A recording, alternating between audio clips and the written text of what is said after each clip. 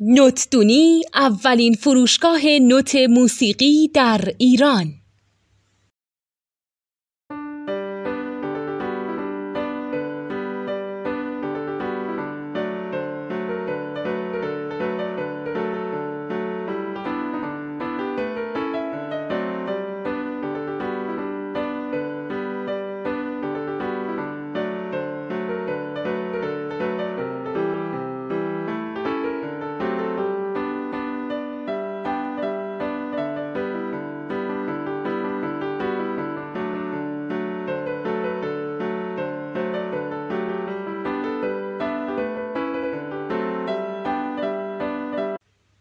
سلام دوست من، شما پیشنمایش این آموزش رو مشاهده کردید.